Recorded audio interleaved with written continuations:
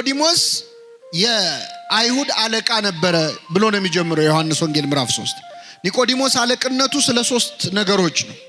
የመጀመሪያው ኒቆዲሞስ በጣም ባለጸጋ ነበረ፣ ባለ ሀብት ነበረ፣ ብዙ ገንዘብ ያለው ሰው ነበር። ሁለተኛ ትልቅ ሹመት ደግሞ ነበረው፣ የአይሁድ ሸንጎ የምክር ቤት አባል ነበረ። ሶስተኛ በጣም የተማረ በዘመኑ የነበረውን ዘመኑ የወለደውን ትምህርት በደንብ የተማረ ምሁረ ኦሪት ነበረ። ስለዚህ ሹመቱ ስልጣኑ ማለት ነው አንደኛ፣ ሁለተኛ ትምህርቱ፣ ሶስተኛ ሀብቱ አለቃ ያሰኘው በጣም ትልቅ ከፍ ያለ ሰው ነበር። ኒቆዲሞስ ለክርስቶስ ሙገሳን ያቀረበለት መምህር ሆይ አንተ የምትሰራውን እግዚአብሔር ከረዳው በቀር እኮ ማንም አይሰራውም፣ አንተ እኮ ከእግዚአብሔር የተላክ መምህር ነህ ብሎ መምህሩን አመሰገነ፣ አወደሰ። ክርስቶስ ግን ምን አለው? መምህርን በማወደስ አይደለም የምትድነው አለው። እኔን በማመስገን አይደለም የምትድነው። ሰው ዳግመኛ ዳግመኛ ካልተወለደ በቀር የእግዚአብሔር መንግስት ሊያይ አይችልም አለው። በጣም ይገርማል። ካልተጠመቀ በቀር ማለት ነው በኋላ ትርጉሙ። ኒቆዲሞስ እንደ መጀመሪያው ቀን በሌሊት ፈርቶ ክርስትናውን በድብቅ ላድርግ ሳይል፣ እንደ ሁለተኛው ቀን ፈራ ተባ ሳይል በአደባባይ ክርስትናውን የገለጸበት ቀን ነው። በአደባባይ መቼ ነው ካላችሁ ጌታችን መድኃኒታችን ኢየሱስ ክርስቶስ በመስቀል ላይ ተሰቅሎ በሞተበት ዕለት ነው። ዓርብ ዕለት ታስታውሱ ከሆነ ዓርብ ዕለት ጌታችን መድኃኒታችን ኢየሱስ ክርስቶስ 9 ሰዓት ላይ ነፍሱን ሰጠ። ልክ እንደሞተ አይሁድ ሐሳባቸው ምን እንደሆነ ታውቃላችሁ? መሰቀሉ ሳይበቃ የገሃነም ሸለቆ የሚባል አለ፣ ቆሻሻ መጣያ ቦታ። ስጋው እዛ እንዲጣል ነው የፈለጉት፣ እንዲቀበር አልፈለጉም። ማዋረድ ስለፈለጉ ማለት የሚቀብረው እንዲጠፋ። ይኸው መሲህ ቢሆን ኖሮ በእውነት እሱ ክርስቶስ ቢሆን ኖሮ እንዴት ስጋው እንዲተልከስክሶ ይወድቅ ነበር ለማለት እንዲያመቻቸው። ልክ ክርስቶስ ሲሞት ግን 2 የአይሁድ ሸንጎ አባላት ወደ ጲላጦስ ሄደው የኢየሱስን ስጋ ለመኑ ይላል። እስኪ በሉ የኢየሱስን ስጋ ለመኑ። ማናማ? ዮሴፍና ኒቆዲሞስ ናቸው። ኒቆዲሞስ ጌታ በሞተበት ዕለት በትክክል እምነቱን ገለጸ። በጣም የሚገርማችሁ ጌታ እኮ ሞቷል፣ አያየውም፣ ይታዘበኛል አይል፣ ሞቷል። በሞተበት ዕለት፣ ወዳጅ ባጣበት ዕለት፣ ደቀ መዛሙርት ሁሉ ጥለውት በሸሹበት ዕለት ከዮሐንስ በስተቀር ብቻውን በሆነበት ዕለት በአደባባይ በተሰቀለ ጊዜ ስጋውን ለመለመን ወደ ጲላጦስ ሄደ ይላል። ነፋስ ከየት እንደሚመጣ ወዴት እንደሚሄድ አይታወቅም። መንፈስ ቅዱስም ከየት መጥቶ ሕፃኑ ላይ እንደሚያድር ሲጠመቅ ተጠምቆ ልጅነት መቼ እንደሚሰጠው አይታወቅም። ይሄ የመንፈስ ቅዱስ ስራ ነው ብሎ ኒቆዲሞስን በሌሊት አፍሮ ወደ ክርስቶስ የመጣውን ተማሪ አስተማረው። የኒቆዲሞስን እድል ለሁላችን ያድለን።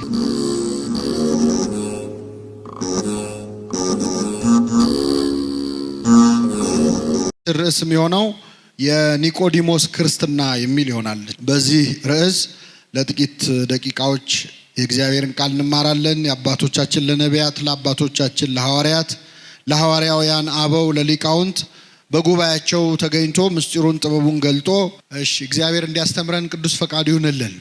የትምህርታችን ርዕስ ምንድን ነው? የኒቆዲሞስ ክርስትና በሚል ርዕስ እንማራለን። በዮሐንስ ወንጌል ምዕራፍ 3 ከቁጥር 1 ላይ ያለው የወንጌል ክፍል እንዲህ ብሎ ይጀምራል። ከፈሪሳውያን ወገን የአይሁድ አለቃ የሆነ ኒቆዲሞስ የሚባል አንድ ሰው ነበረ። እርሱም በሌሊት ወደ ኢየሱስ መጥቶ መምህር ሆይ እግዚአብሔር ከእርሱ ጋር ከሆነ በቀር አንተ የምታደርጋቸውን እነዚህን ምልክቶች ሊያደርግ የሚችል የለምና መምህር ሆነህ ከእግዚአብሔር ዘንድ እንደመጣህ እናውቃለን አለው ይላል። እንግዲህ አሁን ያነበብነው የወንጌል ክፍል እዚህ ጉባኤ ላይ ያላችሁ ሁላችሁም በሕይወት ዘመናችሁ ለመጀመሪያ ጊዜ የሰማችሁት ወንጌል ይሄ ነው። ለመጀመሪያ ጊዜ ከኔ ጋር ናችሁ?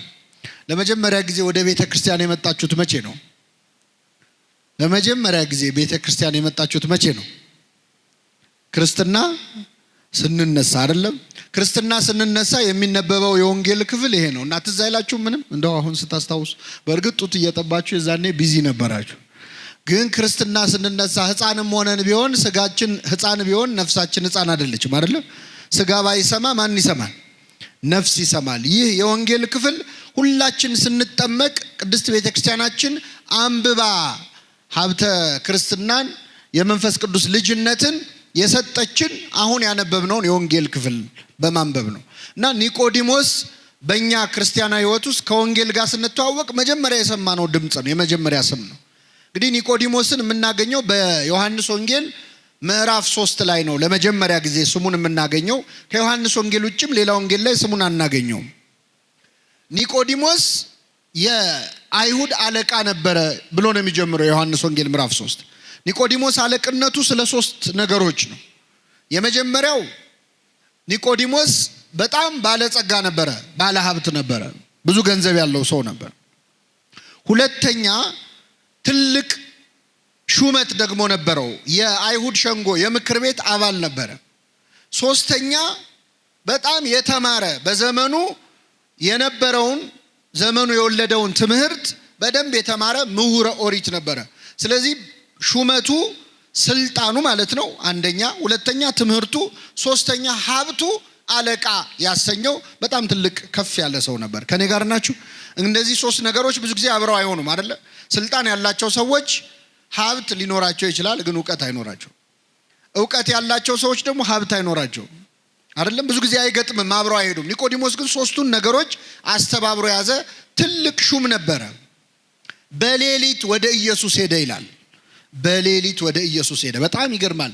በሌሊት ወደ ኢየሱስ ሄደ የሚለው ቃል ምን ያሳየናል? ይህ ሰውዬ ባለስልጣን ነው። ባለስልጣኖች ሌሊት የት ነው የሚሄዱት? ባለጸጋ ነው። ባለጸጎች ሀብት ያላቸው ሰዎች የት ነው የሚሄዱት? ሌሊት የት ነው የሚያሳልፉት? ወደ ጭፈራ ቤት ነው፣ ወደ መጠጥ ቤት ነው፣ ወደ ስካር ነው፣ ወደ ኃጢአት ነው። የተማሩ ሰዎች እናውቃለን የሚሉ ሰዎች ሌሊቶቻቸው ወደ ክርስቶስ የሚሄዱበት አይደለም፣ ከክርስቶስ የሚጣሉበት ነው ሌሊታቸው። ኒቆዲሞስ ግን በሌሊት ወደ ኢየሱስ ሄዶ ነበረ ይላል። የመጀመሪያው ሰዓታት ቋሚ፣ የመጀመሪያው ማህሌት ቋሚ፣ ትጋሃ ሌሊት የሚያውቅ የሌሊቱን ግርማ ሌሊቱን ጸባ አጋንንቱን ድምፅ አራዊቱን ሳይፈራ በሌሊት ወደ ክርስቶስ ይገሰግስ ነበር። ወደ እሱ የምንገሰግስበትን ኃይል ያድለን አምላካችን። ስለዚህ ኒቆዲሞስ በሌሊት ወደ ኢየሱስ ሄዶ ነበር። ይሄ ትጋቱን ያሳያል። ለእኛ ደግሞ የሚሰጠን ትምህርት ምንድን ነው? በሌሊት ወደ ክርስቶስ መሄድ እንዳለብን ያሳያል። ልክ እንደ ኒቆዲሞስ ወደ ክርስቶስ በእግራችን መሄድ ብቻ አይደለም። ሌሊት ማለት ጨለማ ማለት ብቻ አይደለም። ክርስቲያኖች በህይወታችን አንዳንዴ ጭልም የሚልብን ጊዜ የለም አለ። ዙሪያው ገደል የሚሆንብን ጊዜ አለ። ሁሉም የሚጨልምብን ጊዜ አለ። ሌሊት ማለት ግራ ቀኙ የሚጠፋብህ ጭልም የሚልብህ ሰዓት ነው። ሲጨልምብህ መሄድ ያለብህ ወደ ክርስቶስ ነው። ምክንያቱም በክርስቶስ ዘንድ ጨለማ አይጨልምም። እስመ ጽልመት ይጸልም በኀቤከ። ክርስቶስ ባለበት ስፍራ ጨለማ አይደለም። የጽድቅ ፀሐይ ክርስቶስ ሲያበራ የትኛውም ጨለማ ውስጥ ብትሆን ያበራል። ሲኦል ውስጥ ብትሆን ክርስቶስ እስካለ ብርሃን ነው የሚሆነው። እና ኒቆዲሞስ በሌሊት ወደ መድኃኒታችን ወደ ኢየሱስ ክርስቶስ ቀረበ ይላል። ወደ እሱ እንድንቀርብ አምላካችን ይርዳን። ቀረበና ምን አለው? መምህር ሆይ እግዚአብሔር ከእርሱ ጋር ከሆነ ሰው በቀር አንተ የምታደርጋቸውን ተአምራት ሊያደርግ የሚችል ማንም የለም። ስለዚህ ከእግዚአብሔር ተልከህ እንደመጣ እናውቃለን አለው። ተመልከቱ እንግዲህ መድኃኒታችን ኢየሱስ ክርስቶስ በዮሐንስ ወንጌል ምዕራፍ 2 ላይ ከዚያ በፊት ተአምር ሲሰራ ነበረ። በቃና ዘገሊላ ውሃውን ወይን አድርጎ ነበረ። ከዚያም በጌርጌሴኖን ወርዶ ተአምር አድርጓል። ይህን ተአምር ሰምቷል ኒቆዲሞስ። ምን አለው? መምህር ሆይ አለው። የመጀመሪያው ንግግር መምህር ሆይ ነው። እሱ መምህር ነኝ ብሎ አልተኮፈሰም። ክርስቶስ ከናዝሬት ነው የመጣው ብሎ አልናቀው። መምህር ሆይ አለው። ከዛስ እግዚአብሔር ካንተ ጋር እንደሆነ አንተ የምታደርገውን ታምራት እግዚአብሔር ከእርሱ ጋር ከሆነ በቀር ሊያደርግ የሚችል እንደሌለ ከእግዚአብሔር ተልከህ እንደመጣን እናውቃለን አለ። ራሱን ብቻ አይደለም የወከለው፣ ሌሎች አይሁድ ሹማምንትም እንደኔ አንተ በእርግጥ ከእግዚአብሔር ተልከህ እንደመጣ እናውቃለን ብሎ ለክርስቶስ መሰከረ። ጌታችን ምን ብሎ መለሰለት? እውነት እልሃለሁ ሰው ዳግመኛ ካልተወለደ በቀር የእግዚአብሔርን መንግስት ሊያይ አይችልም አለው። በጣም ይገርማችሁ። ጥያቄውና መልሱን ተመልከቱ። ኒቆዲሞስ ለክርስቶስ ሙገሳን ያቀረበለት መምህር ሆይ አንተ የምትሰራውን እግዚአብሔር ከረዳው በቀር እኮ ማንም አይሰራውም። አንተ እኮ ከእግዚአብሔር የተላክ መምህር ነህ ብሎ መምህሩን አመሰገነ፣ አወደሰ። ክርስቶስ ግን ምን አለው? መምህርን በማወደስ አይደለም የምትድነው አለው። እኔን በማመስገን አይደለም የምትድነው። ሰው ዳግመኛ ከውሃ ማን ነው ዳግመኛ ካልተወለደ በቀር የእግዚአብሔር መንግስት ሊያይ አይችልም አለው። በጣም ይገርማል። ካልተጠመቀ በቀር ማለት ነው በኋላ ትርጉሙ። ይህንን ሲለው ኒቆዲሞስ በጣም ገረመው። ምን ማለቱ ነው? ከዛ ጠየቀ፣ ይህ እንዴት ሊሆን ይችላል? ሰው ዳግመኛ ወደ እናቱ ማህፀን ገብቶ ተመልሶ ሊወለድ ይችላልን ብሎ ጠየቀ። ክርስቶስ መለሰለት፣ እውነት እውነት እልሃለሁ ሰው ዳግመኛ ከውሃና ከመንፈስ ካልተወለደ በቀር የእግዚአብሔር መንግስት ሊያይ አይችልም አለ። ከምንና ከምን? ከውሃና ከመንፈስ አለ። ምን ማለት ነው ከውሃና ከመንፈስ? ምስጢረ ጥምቀትን ነው የሚያሳየው። አባቶቻችን ክርስትና ሲያነሱን በሚጸልዩት ጸሎት ለመጠመቅ የተዘጋጀው ውሃ ወደ ማየገቦ ይለወጣል። ወደ ክርስቶስ ከጎኑ ወደ ፈሰሰው ደም ይለወጣል፣ ውሃ ይለወጣል። የጎኑን ውሃ ተጠምቀን የጎኑን ደም ጠጥተን ነው ክርስቲያን የሆን ነው። ስለዚህ ጸሎት ተደርጎበት ውሃው ወደ ማየገቦ ይቀየራል። ውሃና መንፈስ ናቸው ለኛ መወለድ ምክንያት የሆኑት። ሰው ከውሃና ከመንፈስ አባቶቻችን ይላሉ ከአብራከ መንፈስ ቅዱስ ከማህፀነ ዮርዳኖስ። እንደ ባልና እንደ ሚስት አንድ ሕፃን ልጅ ሲወለድ ከአባቱ አብራክ ከእናቱ ማህፀን ነው የሚወለደው። እንደ አብራክ መንፈስ ቅዱስ፣ እንደ ማህፀን ደግሞ ዮርዳኖስን አድርጋ ቤተክርስቲያን ጥምቀትን ዳግም ልደት ትላለች። ስለዚህ ሰው ዳግመኛ ካልተወለደ ወይም ካልተጠመቀ በቀር የእግዚአብሔር መንግስት አይወርስም አለው። በጣም ይገርማል። ኒቆዲሞስ አለቃ ነው፣ ባለስልጣን ነው፣ ባለሀብት ነው ብያቸዋለሁ። ወደ ጌታ ሲመጣ ግን ባለሀብት መሆኑ ቀረና ገና አልተወለድክም አለው ክርስቶስ። ገና ልትወለድ ያስፈልጋል አለው። አስተነፈሰው። ወደ ጌታ የሚመጡ ሰዎች ተኮፍሰው መጥተው ተንፍሰው ነው የሚሄዱት። ደረጃቸውን አውቀው ነው የሚሄዱት። ባለስልጣን ነኝ፣ ምሁር ነኝ፣ ባለገንዘብ ነኝ ብትል ክርስቶስ ፊት ግን ስንመጣ ምንም ነህ። በዚያ ላይ ኒቆዲሞስ በሌሊት የመጣው ዝም ብሎ ለመማር ብቻ አይደለም። በዚያን ጊዜ ከክርስቶስ ተማሪ ሆኖ የታየ ሰው ህይወቱ ላይ አደጋ ይጣልበት ነበር። በተለይ የሸንጎ አባል ከሆነ የምክር ቤት አባል ከሆነ ከምክር ቤት ሊባረር ይችላል። ስለዚህ ሌሊት ያስመጣው የመጀመሪያው ምክንያት ፈርቶ ነው። የክርስቶስ ተማሪ ሆኖ መታየት አልፈለገም ነበር። ተመልከቱ፣ ይፈራ ነበረ። ሁለተኛ ገና እስካሁን አልተማረም እንዴ? ከጌታ እግር ስር ቁጭ ብሎ ይማራል። ከ30 ዓመት ጎልማሳ ከክርስቶስ እንዴት ይማራል?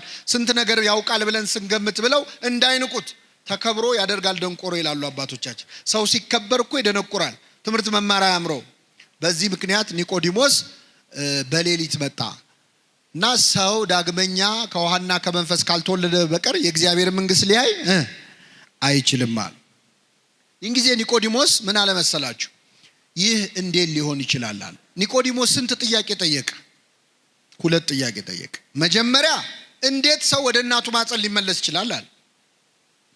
ለሱ መለሰለት፣ እኔ ወደ እናት ማህፀን ተመለስ አላልኩህም፣ ከውሃና ከመንፈስ ነው የምትወለደው አለ። ሁለተኛ ጥያቄ ጠየቀ። ምንድነው ጥያቄው? ይህ እንዴት ሊሆን ይችላል አለ። የመጀመሪያው ጥያቄ መረጃ ከማጣት እውቀት ከማጣት የተጠየቀ ጥያቄ ነው። ክርስቶስ መለሰለት። ሁለተኛው ጥያቄ ግን የጥርጣሬ ጥያቄ ነው፣ የክርክር ጥያቄ ነው። እንዴት ሊሆን ይችላል?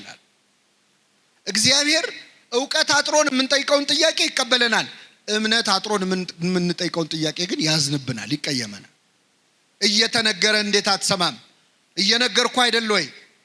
ለዚህ ነው እኮ እመቤታችንን ስናመሰግናት እንደ ዘካርያስ ሳትጠራጠሪ እንደ ኒቆዲሞስ ሳትከራከሪ ያመንሽ ብፅዕት ነሽ እንላለን። ኒቆዲሞስ ክርክር ነው የገባው ከክርስቶስ ጋር። ይህን ጊዜ ምን አለው? አንተ የአይሁድ መምህር ስትሆን ይህንን አታውቅም አለው። አባቶቻችን ይላሉ ዓለም ልሞ ገሰጸው ይላሉ። አንተ የአይሁድ መምህር ስትሆን ይህንን አታውቅም እንዲህ አለው። ዓለም ልሞ መገሰጽ ማለት ምን መሰላል? ክብሩን ጠብቆ መገሰጽ ማለት ነው። እየሰማችሁ ነው? አሁን እኛ ብዙ ጊዜ ሰዎችን ስንገስጽ ክብሩን ጠብቀን አንገስጽ። ይህንን አታውቅም እንዴ ነው የምንለው በቀጥታ። እሱ ምን አለው? አንተ የአይሁድ ምን ስትሆን? ከኔ ጋር ናችሁ?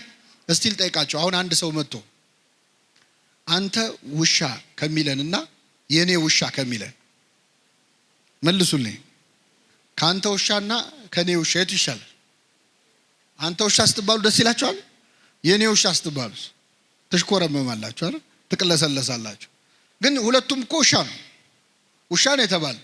ንግግሩ አንድ ሆኖ ሳለ የምንናገርበት መንገድ ንግግሩን የበለጠ ተሰሚ ያደርገዋል። ዓለም ልሞ መገሰጽ ማለት ነው። አንተ ትልቅ ሰው አይደለህ እንዴ? የተማርክ አይደለህ እንዴ? እንዴት ይሄ ይጠፋሃል ብሎ ተግሳጽ በጣም ጥሩ ነው። ክርስቶስ የማያስተምረን የለም እኮ አክብሮ።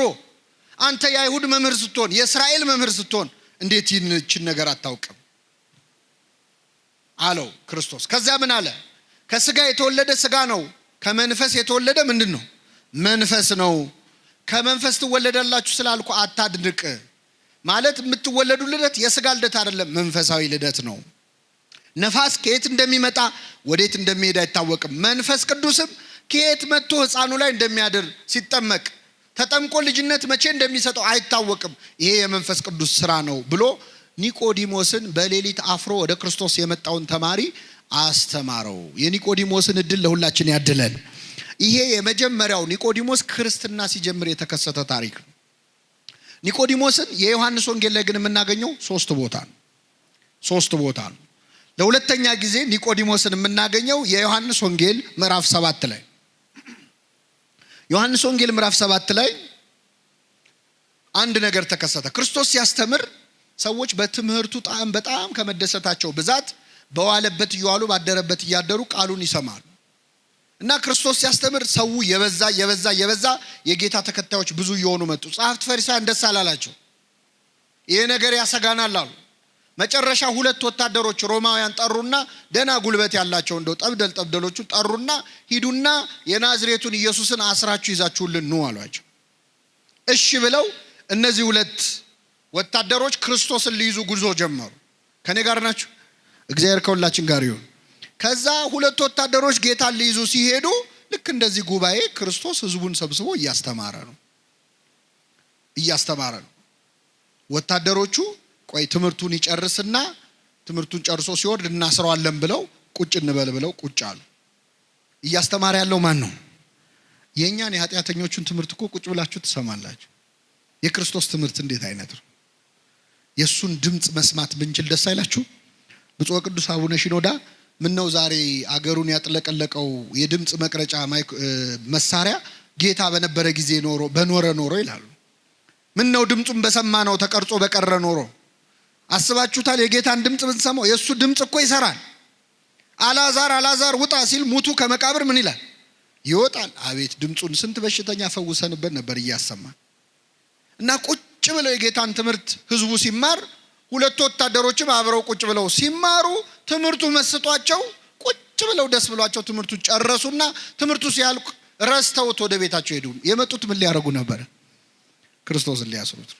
ክርስቶስ ሊያስሩት የመጡትን ሰዎች በትምህርቱ ጣዕም የሚያስረሳ ሰው ትምህርት ነው የሚያስተምረው ጌታ። ይገርማቸዋል። ወታደሮቹ ተመለሱ ወደ ጸሐፍት ፈሪሳውያን። የታለ አሏቸው። ምን አሉ? እንዴ አስራችሁ ነው አልተባላችሁም ወይ? የታለ ያዛችሁታል? እረኛ እስከ ዛሬ እንዲህ ያስተማረ ሰው አይተን አናውቅም እንዲህ ያለ ትምህርት ሰምተን አናውቅም አሉ። መሰከሩለት። ይህን ጊዜ ጸሐፍት ፈሪሳውያን ተበሳጩ። ምን አሉ መሰላችሁ? እናንተ ወታደሮች ስለሆናችሁ ነው፣ ምንም ስለማታውቁ እውቀት ስለሌላችሁ ነው። የተማረ ሰው ብትሆኑ ኖሮ የሱን ትምህርት አትማሩም ነበር። እስቲ አንድ የተማረ ሰው ቁጭ ብሎ የሱን ትምህርት ሲማር አይታችሁ ታውቃላችሁ ያሉ? አንድ የተማረ ሰው እስቲ የሱ ተማሪ ያለው ያሉ አለ? የለም። ኒቆዲሞስ። ይሄ ወሬ ሲወራ ኒቆዲሞስ እዛ ቆሞ ይሰማል። እስቲ አንድ የተማረ ሰው ቁጭ ብሎ የጌታን ትምህርት ተምሯል ሲሉ ኒቆዲሞስ እዛ ቁጭ ብሏል። ኧረ እኔ ያለው ሄጄ እኮ በሌሊት ተምሬያለሁ እንዳይል ያስሩታል። ነገር ይመጣል። ዝም እንዳይል ደግሞ ቆጨው። እንዴት ያለ ነገር ነው! ተጨነቀ። ዝም እንዳይል የተማረው ትምህርት ቆጨው። ያንን ሁሉ ነገር ነግሮት በሌሊት ስለ ጥምቀት አስተምሮት እንዴት ዝም ይበል? እንዳይናገር ደግሞ የሚመጣበትን ያውቃል። ከዚያ ምን አለ? ሄደው ተምረው የክርስቶስን ትምህርት ሰምተው የመጡት 2 ወታደሮች ናቸው አይደል? እኛ ሄደን አልሰማንም፣ ባልሰማነው ነገር መፍረድ እንችላለን ወይ? ህጉ እኮ አይፈቅድም አለ ኒቆዲሞስ። ብልጥ አይደለም? ቢያንስ ዋናውን ባያነሳ ትንሽ ስብሰባው መረበሽም ጥሩ ነገር ነው አይደል? ይሄ ምን ማለት መሰላችሁ? በሃይማኖታችሁ አትፈሩ፣ በማተባችሁ አትፈሩ። የምትሰሩበት ቦታ፣ የምትማሩበት ቦታ፣ የምትነግዱበት ቦታ ክርስትናችሁ እንዲታይ የማትፈልጉ ከሆነ ኒቆዲሞስ መጀመሪያ የነበረበት ችግር አለባችሁ ማለት። የመጀመሪያው ስቴጅ ላይ ነው ያላችሁት ማለት። ፈራ ተባለ። ደፍሮ እኔ እንዲህ ነኝ ማለት አቃተው። ብዙዎቻችን እንደዚህ ነን እኮ። ነጠላቸውን ጥፍጥፍ አድርገው እኮ ከቢሮ ሲወጡ ቤተክርስቲያን ነው የሚሄደው ለማለት የሚፈሩ ሴቶች አሉ። ቤተክርስቲያን ለመሳለም ጓደኞቹ ፊት የሚያፍር እኮ ጎረምሳል።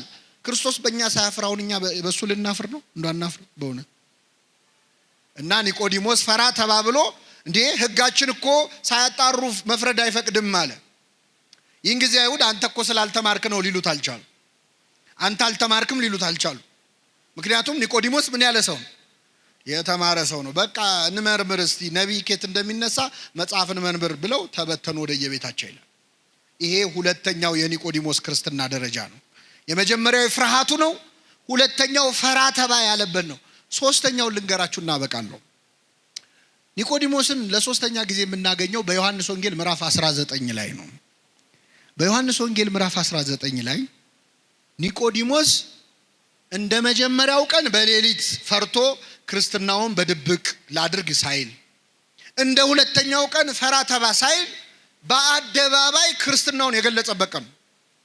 በአደባባይ መቼ ነው ካላችሁ ጌታችን መድኃኒታችን ኢየሱስ ክርስቶስ በመስቀል ላይ ተሰቅሎ በሞተበት ዕለት ነው።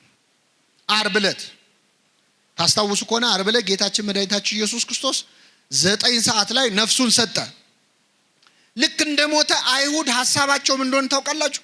መሰቀሉ ሳይበቃ የገሃነም ሸለቆ የሚባል አለ፣ ቆሻሻ መጣያ ቦታ። ስጋው እዛ እንዲጣል ነው የፈለጉት፣ እንዲቀበር አልፈለጉም። ማዋረድ ስለፈለጉ ማለት የሚቀብረው እንዲጠፋ። ይኸው መሲህ ቢሆን ኖሮ በእውነት እሱ ክርስቶስ ቢሆን ኖሮ እንዴት ስጋው እንዲተልከስክሱ ይወድቅ ነበር ለማለት እንዲያመቻቸው። ልክ ክርስቶስ ሲሞት ግን 2 የአይሁድ ሸንጎ አባላት ወደ ጲላጦስ ሄደው የኢየሱስን ስጋ ለመኑ ይላል። እስኪ በሉ የኢየሱስን ስጋ ለመኑ። ማናማ? ዮሴፍና ኒቆዲሞስ ናቸው። ኒቆዲሞስ ጌታ በሞተበት ዕለት በትክክል እምነቱን ገለጸ። በጣም የሚገርማችሁ ጌታ እኮ ሞቷል፣ አያየውም፣ ይታዘበኛል አይል፣ ሞቷል። በሞተበት ዕለት፣ ወዳጅ ባጣበት ዕለት፣ ደቀ መዛሙርት ሁሉ ጥለውት በሸሹበት ዕለት ከዮሐንስ በስተቀር ብቻውን በሆነበት ዕለት በአደባባይ በተሰቀለ ጊዜ ስጋውን ለመለመን ወደ ጲላጦስ ሄደ ይላል። እዚህ ላይ ለእኛ ትልቅ ትምህርት ነው። የኢየሱስን ስጋ ዮሴፍና ኒቆዲሞስ ሄደው ጲላጦስን የኢየሱስን ስጋ ለመኑት ይላል። ትልቅ ጸሎት ነው በእውነት። አሁን እኛ ላለመቁረብ ከምናቀርባቸው ምክንያት አንዱ ንስሐ አባቴ ጥሩ አይደሉም፣ በደንብ አይዙኝም፣ አይንከባከቡኝም፣ ፊታቸውን አጠቆሩብኝ፣ እንዲያርግ ያሉኝ፣ እንዲያታርጋሉኝ እያለ ከንስሐ የሚርቅ ሰው አለ። መለማመጥ አለ የማይፈልግ ማለት። ለክርስቶስ ስጋና ደም አይደለም ካህን ቀርቶ ጲላጦስም ይለመናል። ለመኑት፣ እባክህ የኢየሱስን ስጋ ስጣን አሉት። ጲላጦስ ምን አለ መሰላችሁ? ከመቼው ሞተ አለ ይላል። ምን ማለት ነው? መስቀል ላይ ተሰቅሎ በ3 ሰዓት የሞተ ሰው የለም። ምክንያቱም መስቀል ላይ መሰቀል አይገልም እኮ በራሱ። ክርስቶስ እኮ መሰቀሉ አይደለም የገደለው። ከዚያ በፊት 6666 ጊዜ ምን ብሏል? ተገርፏል፣ ደክሟል። ስለዚህ መስቀል ላይ በቀረችዋ ሰዓት ስቃይ የተቀበለባት ሰዓት ነች። ፍቅሩን የገለጸ። የሚገርማችሁ ስለኛ ያን ሁሉ ስቃይ ተቀብሎ ሲቸነክሩት እንኳን አምጥተው ጠጅ ያጠጣሉ ሮማውያን። የሚቸነክሩት ሰው ትንሽ እንደው ቁስሉ እንዳይሰማው ጠጅ አጠጥተው ትንሽ ሰክሮ ደንዝዞ ህመሙ ሳይሰማው እንዲያልፍ ማለት። ክርስቶስ ግን ጠጅ ሲያመጡለት ተፋው ነው የሚለው። ስለኛ የሚቀበለውን መከራ በምንም መቀነስ አልፈለገም። ሁሉን ህመም ታሟል፣ ከራስ ፀጉሩ እስከ እግር ጥፍሩ ድረስ። ስለ መተላለፋችን ቆሰለ፣ ስለ በደላችን ታመመ። በእርሱ ቁስል እኛ ቁስል አሁን እንዴት ይፈውሳል? ቁስል እኮ ሲነካ ይጋባባላል። የክርስቶስ ቁስል ግን የሚፈውስ ቁስል ነው፣ የሚፈውስ ህመም ነው። ታሞ ማዳን የሚችል ቁስል ማለት እና ዮሴፍና ኒቆዲሞስ ቀርበው ጲላጦስን ስጠን አሉት። ጲላጦስ ደብዳቤ ጽፎ ውሰዱ እሺ ያላቸው። ዮሴፍና ኒቆዲሞስ ክርስቶስን ከመስቀል አወረዱት። አይሁድ እየገላመጧቸው፣ ጸሐፍት ፈሪሳውያን እያዩአቸው ስልጣናችን ገደል ይግባ ብለው ማለት ነው። ኒቆዲሞስ ፈራ ተባ ማለቱን አቆመ። ክርስትናውን በአደባባይ ገለጸ። ሄዶ ከመስቀል ላይ ክርስቶስን አወረደው። አስተኝተው በግራውና በቀኙ ቆመው እያለቀሱ ገነዙት። ደከምከኑ መጽኔሆሙ ለድኩማን፣ ደካሞችን የምታጸናቸው ሆይ ደከምክን? ሞትከኑ መንሥኤሆሙ ለሙታን፣ ሙታን የምታስነሳ ሆይ አንተ ሞትክን? እያሉ እያለቀሱ መገነዝ ጀመሩ። ይህን ጊዜ መላእክቱን ልኮ ነገራቸው። እንዴት እንደ ሩቅ ብእሲ እንደ ፍጡር እያለቀሳችሁ ትገንዙኛላችሁ? እያመሰገናችሁ ነው እንጂ ብሎ በመላእክቱ አስነገራቸው። ይህን ጊዜ ቅዱስ እግዚአብሔር ቅዱስ ኃያል ቅዱስ ሕያው ዘይመውት፣ ቅዱስ እግዚአብሔር ቅዱስ ኃያል ቅዱስ ሕያው የማይሞት እያሉ እየተንቀጠቀጡ ገነዙት። ክርስቶስን መገነዝ እንዴት አይነት ክብር ነው! ቅዱስ ኤፍሬም ሶርያዊ ዮሴፍና ኒቆዲሞስን ይጠይቃቸዋል። እንዴት ችላችሁ ገነዛችሁት? እንዴት አስቻላችሁ? አይንን የሚያበራውን አምላክ አይኑን እንዴት ከደናችሁት? ሽባ የሚፈውሰውን አምላክ እጆቹን እግሮቹን እንዴት አሰራችሁ? የታሰረውን የሚፈታውን ጌታ እንዴት አድርጋችሁ ፈታችሁት አሰራችሁት ይላል። እና ዮሴፍና ኒቆዲሞስ በክብር ገነዙት። ቤተክርስቲያናችን የዮሴፍና ኒቆዲሞስን ክብር በደንብ ተረድታለች። አሁን ቤተክርስቲያን ስትሳለሙ መጀመሪያ ወድቃችሁ መሬቱን ትስማላችሁ አይደል? ከዛ ግራውንና ቀኙን። መሬቱን ስንስም መቃብሩን ነው እየተሳለምን ያለነው። ግራና ቀኙን ስንስም ዮሴፍና ኒቆዲሞስን ነው የምናስታውሰው። አባቶቻችን ቅዳሴ ላይ ሲቀድሱ ንፍቁ ካህንና ሰራዩ ካህን ጸሎት ሲያደርጉ ምንድነው የሚለው? ሰራዩ ካህን ዋናው ካህን ምንድነው የሚለው? ጌታ ሆይ እኔንና ይህን አብሮኝ የሚቀድሰውን ካህን ስጋህን እንደገነዙ እንደ ዮሴፍና እንደ ኒቆዲሞስ አድርገን ይላል። የሕማማት ቀን ደግሞ ብትገቡ ቤተ መቅደስ ታያላችሁ ተአምር። የክርስቶስን ልክ እንደተገነዘ ሆኖ ሁለት ካህናት ይዘው 41 ጊዜ እየተዞረ እግዚኦታ እየተባለ እነሱ የተሰማቸው እንዲሰማን የሚያደርግ ጸሎት አለ። የትንሣኤ ሰሞን ደግሞ ገና ቅዳሴ ስንጀምር ሃሌሉያ ዮሴፍ ወኒቆዲሞስ ገነዝዎ ለኢየሱስ። ዮሴፍና ኒቆዲሞስ ኢየሱስን ምን አሉት?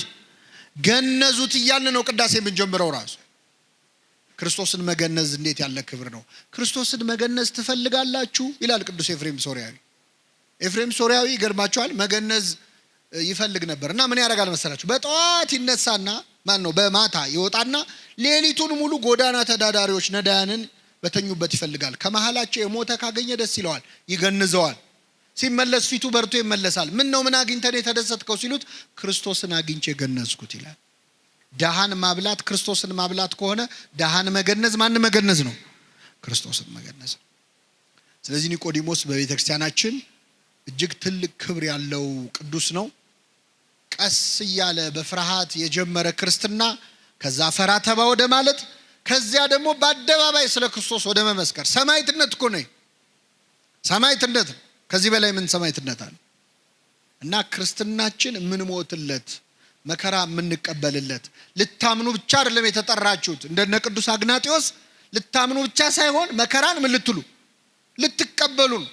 ክርስቶስ ይቺ ጽዋ ከኔ ትለፍ ብሎ ለሁላችን ያስተላለፈው መከራውን ነው። ከኔ ትተላለፍ፣ ከኔ ወደ ቀጣዩ ትውልድ ትሂድ ብሏል። ስለዚህ ክርስቶስን የጠሉ ሁሉ ክርስቲያኖችን ይጠላሉ። በዓለም ሳላችሁ መከራ አለባችሁ፣ እውነት እላችኋለሁ እኔ ዓለምን አሸንፌዋለሁ ብሏልና ኒቆዲሞስ በዛሬው ዕለት የምናስበው ታላቅ ቅዱስ ነው። በረከቱን ያሳድርብን፣ የሰማነውን በልቡናችን ያሳድርብን።